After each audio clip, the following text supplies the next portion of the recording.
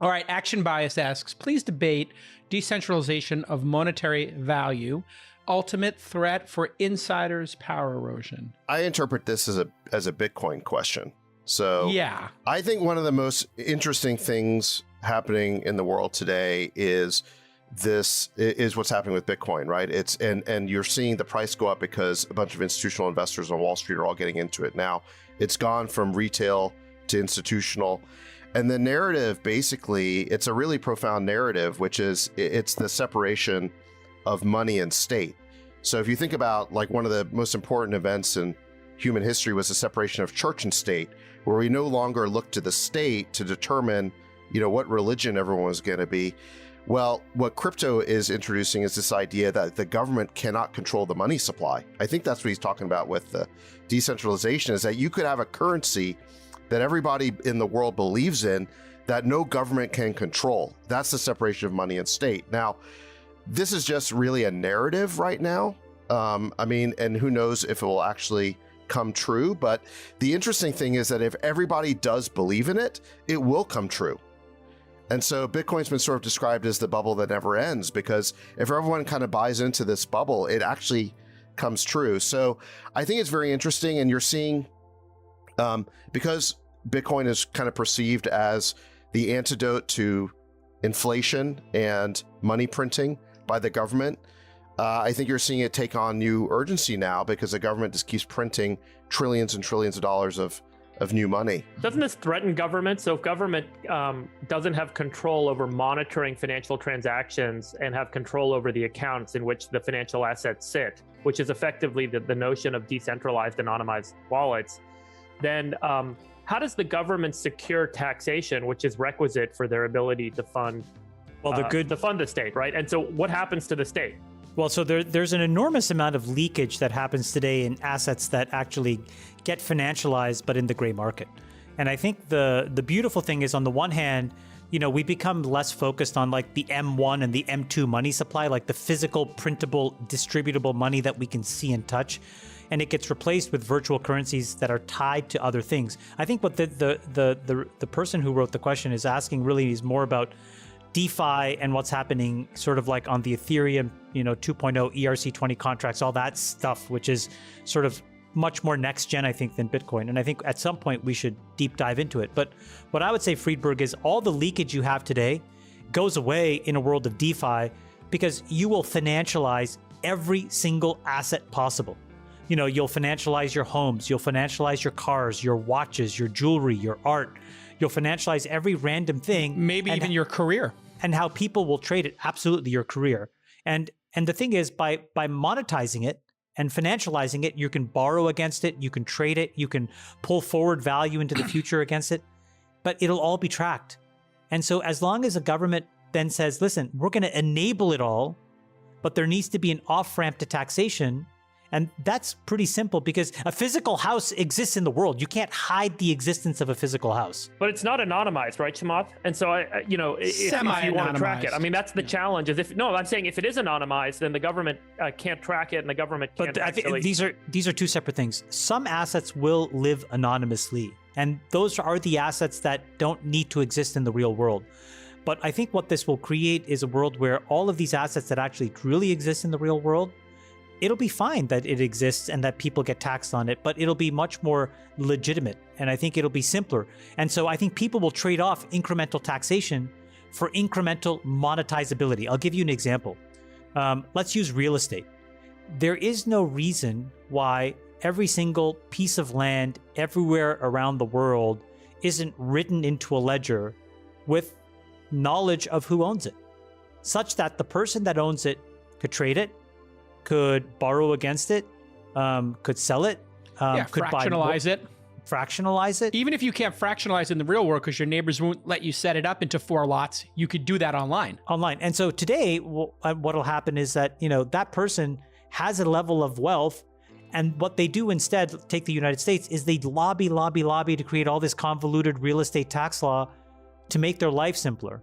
But if you actually unlocked the ability to focus on revenue versus expenses, you just wouldn't focus as much on the taxation, because you'd say, well, I can make so much more money.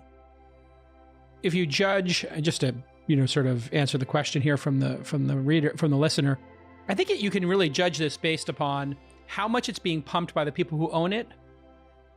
And they are absolutely dogged, religious about this. It's like talking to a person who's, met Jesus and now everybody has to be a Christian. And you can also look at the people who are opposing it. I don't know if you saw Yellen and then Christine Lagarde. She came out against it. Yellen's come out against it. India might ban it. And then you have, obviously, China's coming out with their digital yuan. So I think there's going to be a dogfight here where governments are not going to easily give up their control of this, and there's many ways they can make a bunch of red tape to slow this down, and in countries that are authoritarian, they can outright ban it. Let's take another question here. By the way, there's like three outcomes here, right? I mean, you could either see Bitcoin, for example, being banned, and that's going to be ugly.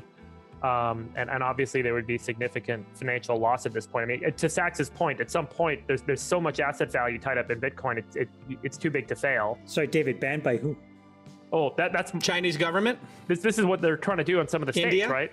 And they're trying to make it illegal for citizens to transfer money in and out of the asset class. I think it's a bigger threat to countries that want to impose export or currency controls and export restrictions. Yeah. But frankly, if you're a country that's not afraid of currency movements because you're not trying to do something oppressive to your people, I don't think you have that much to fear here. I mean, there are other ways of trying to hide assets or hide money besides Bitcoin. And every Bitcoin transaction is written into the ledger. I think you have to be pretty dumb to try and commit a crime with Bitcoin because there's going to be a permanent record in the blockchain forever of that transfer. And then there's companies that provide, that do kind of sleuthing and try to, unravel.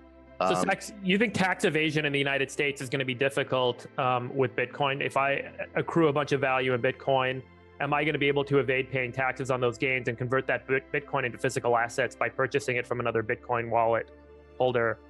I mean, how realistic is tax evasion going to be, and how much because that's ultimately what the U.S. government would mostly. Well, so you would convert cash into Bitcoin, and then you want to sell your Bitcoin at some point. You're going to have to sell it. I mean, there would be a realization event. Or no, I'm saying transfer it to a seller of another asset that's willing to accept Bitcoin in receipt. And so two anonymized wallets. I don't know. I mean, that transaction is going to live on the blockchain forever, and it's going to live in the books of whoever the seller is. What are they selling you? A car, a house, whatever? I mean, a watch. I mean, look, if it's a personal item, maybe, but if we're talking about a substantial asset, like a house or a company or something, they're going to need to, the other side of the transaction is going to need to report the realization event. So you're going to have two people collude to engage in tax evasion. What it's like? Seems like a really stupid thing to do. Legally incorporated businesses are going to be mandated to do effectively identity verification, much like we have to do under the Patriot Act with all the financial laws. Totally. Know your buyer. Yeah. That's ultimately how the compromise arises, right? Yeah, I'm not that worried about. I feel like this whole like Silk Road type Bitcoin will be used illegally thing is like kind of a old meme about it that I think that the fears are like greatly exaggerated.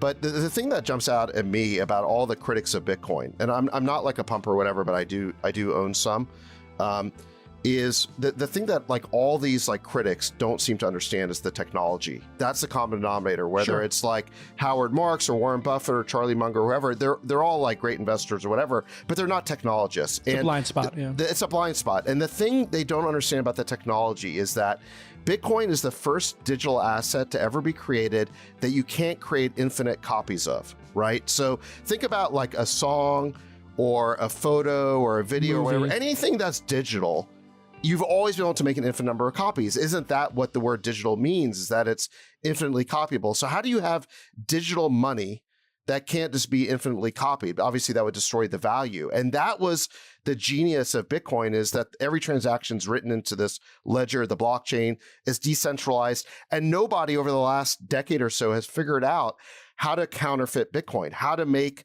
a duplicate, how to double spend Bitcoin. As long as that remains true, then Bitcoin can serve as money if everyone believes in it. The day that someone figures out how to counterfeit a Bitcoin, how to double spend it, it's all worthless.